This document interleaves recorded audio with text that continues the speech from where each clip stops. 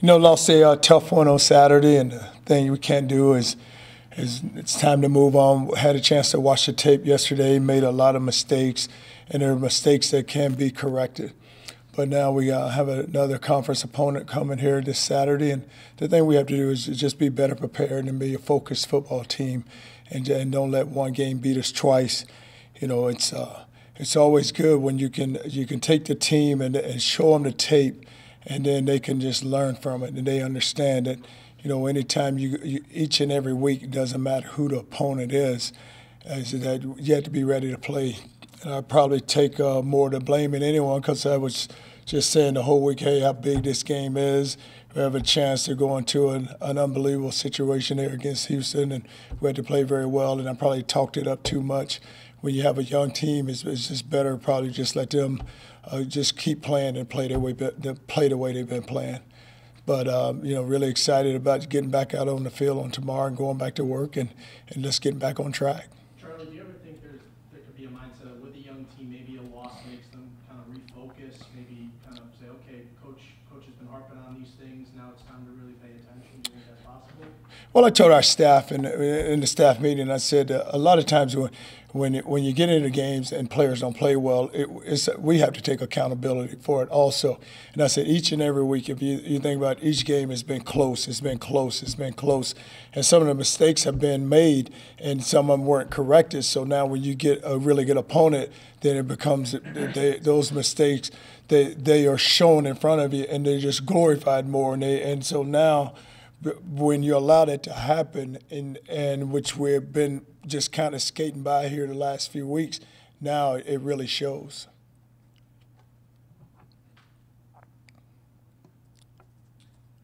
Charlie, Tulane, how much option do you expect to see? They run kind of a funky thing.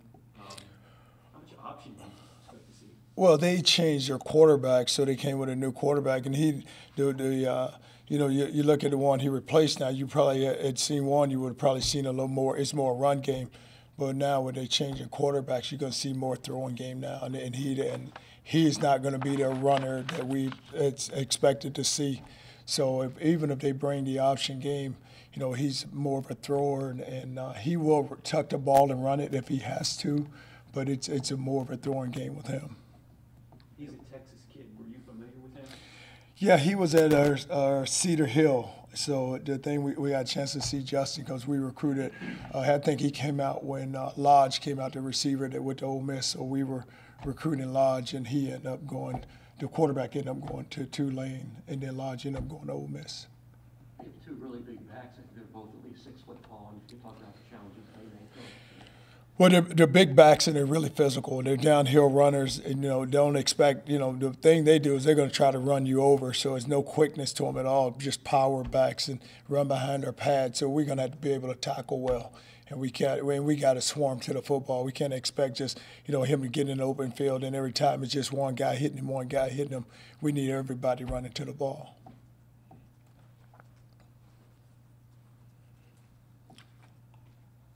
When you went back and watched the tape, what on defense did you see that can be corrected? We always talk about Joey's getting a team at third down, and amazing here it's when you look at like 13 out of 17, you're going to say, well, a lot of those third downs are 3rd and 1, 3rd and 2s. They weren't 3rd and 1, 3rd and 2s. They're 3rd and 7, 3rd and 8s. And so anytime you get into that situation, you expect to get off the field. You say, well, we're going to win that down, so we're going to get off the field. And that's what we didn't win. But the completion was chunk yardage. It was a 25-yarder, a 30-yarder, a 40-yarder, which is chunk yards, and that's what you can't give up. And we got to be able to cover people. So it's and we never got sometimes when you get a quarterback like that, do I go pressure him? So if I go pressure him, you better get ready because if he breaks contain, he's going to outrun you and probably get down the field. Now, if you back off and you drop 8 on him, you got to make sure that there's no windows for him to find.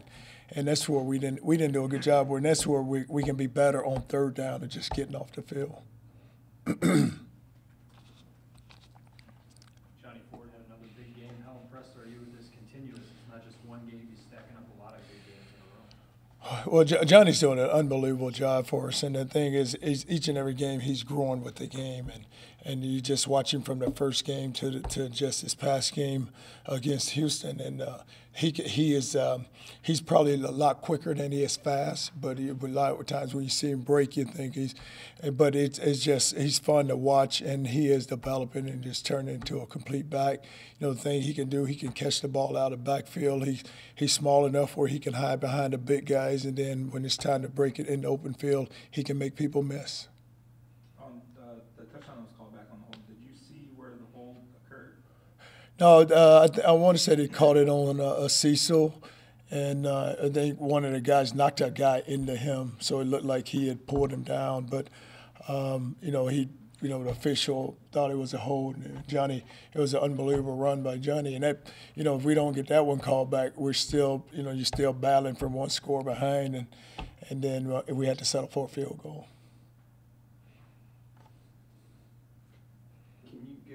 Coach, can you give us some injury updates? Maybe it looked like Mitch was hobbling around, even though it looked like the play hurt there. Yeah, Mitch, I tell you what, he is a warrior now. Mitch Wilcox is just not only just an unbelievable player and just battled through that injury and kept going on one leg, but he'll be ready by Saturday. He's kind of banged up a little.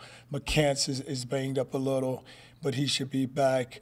Hope to get St. Felix back this week. Clervo with a little bump, but he's okay. So it's nothing serious where guys are not going to play. Most of our guys who've been playing should be back. Was what kept St. Felix out what happened the week prior? Yes, what happened? He got hit in the game in our last game, and so we tried to get him back last week and thought by game day he would be ready to go, and he just couldn't push off. I mean, if we had just took him and just ran him vertical, he'd been okay, but then all of a sudden you get a shot, you get a hit on that, and then he's going to be out longer than what we expect, so then want to take a chance with him. And Nico, what's his status? He's still day-to-day. That'll be the one. Sawtell will be day-to-day, so his is more of a shoulder. So, and the thing you always have to look at when you're dealing with players is just it's a long-term process, and just making sure, hey, I don't want him to run out there and go play, and then he risk 3 or 4 months from now of not really getting back. So his will be it will be day to day. Because you had those receivers banged up, you were able to, with Antoine and Roland, got some considerable playing time on Saturday. If you could talk about their work and how they've been progressing overall. Well, Zion, he's really been coming on for us and just hadn't had a lot of opportunities just because of what we've been playing with and how we've been playing. But, when he does get his chance, he can go and he can catch the ball, runs really good routes, and he's big enough, like he's big and strong where he can body up defensive backs. And then D'Lo, he's a speed guy. We've been playing him some in the slot position and was able to break down the middle and get the touchdown that he got. But both of those guys are doing a good job, working really hard at practice. And so when they work hard, we're going to give them that opportunity. You got Brandon Boyce and Natron Culpepper back, and like Natron got some special teams run, and Brandon was in there with the first team off. What did you see from them in their first action this season? Well, Boyce had, for him is about just getting back into playing shape. He hasn't played in almost 2 years now, so just to get him back into it. And I think there's a toll of the game probably took it on him a little, so he just got to get back into just playing. And then Culpepper's a skill guy, so skill guys, it doesn't take much for them. They can jump out there, and he played some special teams for us. What was long touchdown after long touchdown? Was it just miscommunications in the secondary? What was the main source of that? Well, the long ones is you can't get the ball thrown over your head, and you just got to be able to play the ball, and that's what we didn't do a really good job of. Balls up, and we got to go and get it. We got to make plays on it. And the thing we knew that they had really fast receivers, but when you have fast receivers, you just got to know how to use your cushion. You got to know how to get off of guys. If you're going to press, you got to know when to bail out.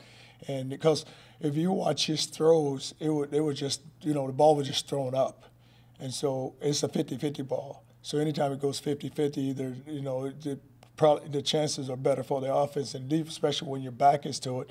if he doesn't come down with it, you're going to get an interference call. So it's about locating the ball and just knowing who you matched up with and knowing what receiver it is. Looks like Stanley, who's been a really hard luck guy since he's been here, a lot of adversities, playing well lately. Can you speak to how he's progressed?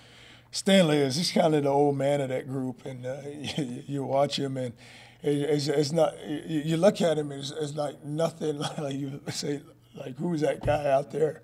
But then he makes the catches. He does everything he's supposed to do. He can block, and he had his, he caught a few balls there on Saturday. But he's probably, of all our receivers, been the most consistent, haven't been injured, and just continues to develop into something. And it was good to see him play, and then to get Rasheem back, and for him to make the catches that he made and play as well as he did.